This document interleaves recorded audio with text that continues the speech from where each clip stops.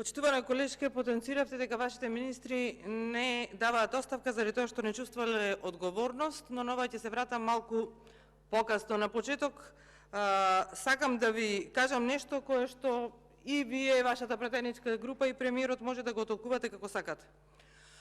Колешки, луѓе кои што не држат до својот збор се луѓе окупирани самите со себе и луѓе кои ги интересираат само личните интереси. Во нив постои доза на инфантилност, бидејќи не успеале да го надминат нормалниот психолошки процес на созревање, па емотивно останали идентични со деца. Луѓе кои што не држат до својот збор се слаби луѓе. Политици што држат до себе, до својот збор, без разлика што се случува околу нив, дали им се нуди позиција, дали им се нуди фотелја, треба да останат верни на граѓаните и на довербата која што ја добиле од нив.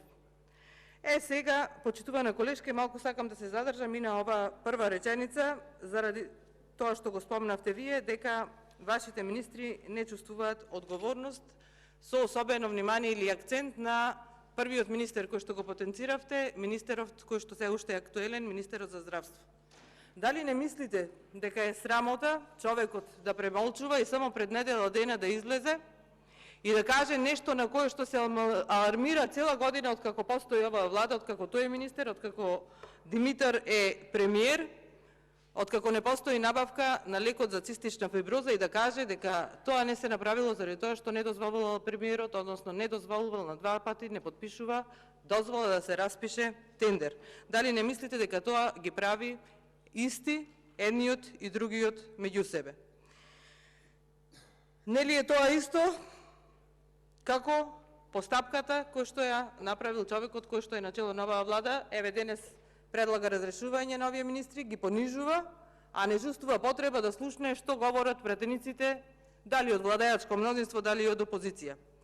Вашето калкулирање од пред една година денес сами се уверивте дека било една огромна грешка. Верувавте на човек кој што не знае што е да се даде збор, оти за разлика од вас, од нас, од сите пратеници во оваа сала, од сите 120 пратеници кои што сме излегли и сме побарале доверба од граѓаните, сме дале збор, тој човек не излегол да бара доверба, ни пак дал збор на некого.